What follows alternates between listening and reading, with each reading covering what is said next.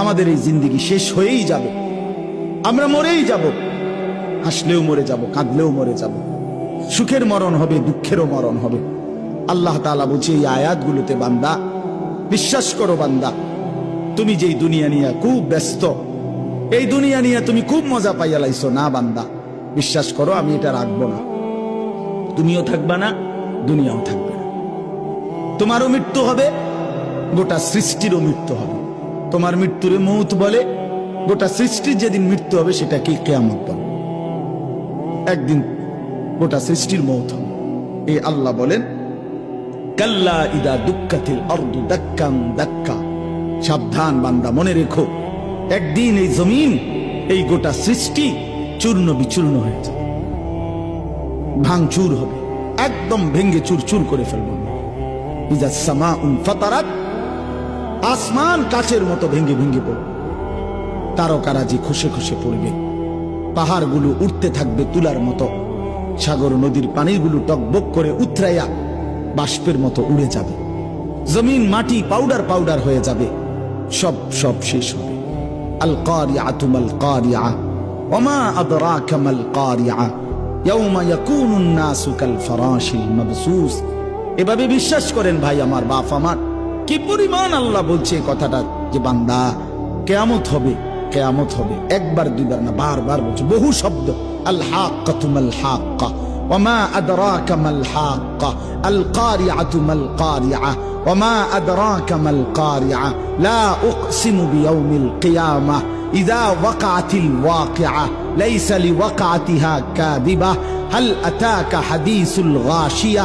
আল্লাহ তাআলা বলেন এভাবে, ইয়া আইয়ুহান নাসু তাকু রাব্বাকুম ইন্না জালজালাতাস সাআতি শাইউন আযীম ইযা যুলজিলাতিল আরদু জিলজালাহা ওয়া আখরাজাতিল আরদু আথকালাহা ফাইযা বারিকাল বাসার ওয়া খাসাফাল কমার ওয়া জুমিআশ শামসু ওয়াল কমার ইয়াকুলুল ইনসানু ইয়াওমাইদিন আইনাল মাফার।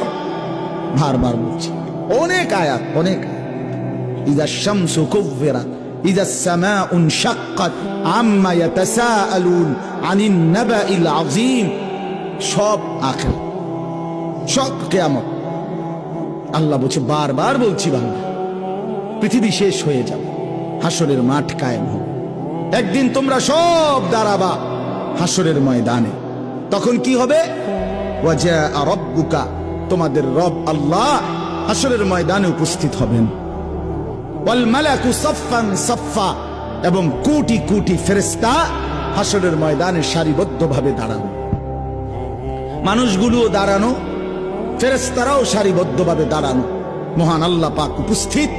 এই অবস্থায় অজিআ ইয়াউমাইদিন বিজাহান্নাম, আল্লাহ বলেন ফেরেশতারা জাহান্নামকে টেনে ৭০,০০০ আগুনের শিকল দিয়া টেনে ফেরেশতারা হাসরের ময়দানে জাহান্নামকে এনে হাজির করবে। এই যে এই সাউন্ড বক্স, এটা বড়, এটা দেখেন, এটা দেখতেছেন সবাই? অর্থাৎ এটা যেরকম সচক্ষে আমরা দেখলাম, ফেরেশতারা এরকম সব মানুষের সামনে হাসরের ময়দানে জাহান্নামকে টেনে আনবে। জাহান্নামকে আনার পরে জাহান্নাম একটা বিকট চিৎকার দিবে, আগুনের তীব্র একটা গর্জন ধ্বনি জাহান্নামের ভিতর থেকে বের হবে। পুরা হাসরবাসী একসাথে চিৎকার দিয়ে উঠবে, ইয়া রব্বি নফসি নফসি। এই প্রথম হাসরবাসীর কথা। এর আগে পুরা হাসরের ময়দান চুপ থাকে। এই সর্বপ্রথম জাহান্নামের চিৎকার শুনা মানুষগুলো সব চিল্লানি দিয়ে উঠবে, ইমানদার কাফের সবাই, ইয়া রব্বি নফসি নফসি, মাওলা আমাকে বাঁচাও। ফেরেশতারা ইব্রাহিম নবীকে বলবে, ইব্রাহিম, ওই যে আপনার ছেলে ইসমাইলকে দেখা যায়, ওর জন্য কিছু বলবেন? আল্লাহর কসম, ইব্রাহিম আলাইহিস সালাম বলবে, ইয়া রব্বি নফসি নফসি, মাওলা আমারে বাঁচান, আমারে বাঁচান। ওটাও দেখো। ইয়াকুব আলাইহিস সালামকে ফেরেশতারা বলবে, হে নবী ইয়াকুব, ওই যে আপনার ছেলেটা ইউসুফ, 40 বছর যার জন্য আপনি দুনিয়ার জমিনে কাঁদছিলেন, মনে আছে? কাঁদতে কাঁদতে চোখ অন্ধ বানাইছিল, ও যে ওর জন্য কিছু বলবেন? ইয়াকুব আলাইহিস সালাম বলবে, ইয়া রব্বি নফসি নফসি, না মাওলা আমাকে বাঁচাও, আমি ওরটা জানি। এই হলো হাসরের ময়দান। আল্লাহ তাআলা বলেন, ইয়াউমাইদিন ইয়াতাযাক্কারুল ইনসান ওয়া আন্না লাহুদ যিকরা ভাই বন্ধু, এই শেষ কথাগুলো দেখেন, তর্জমা শুনলেই বুঝবেন। আল্লাহ তাআলা বলেন,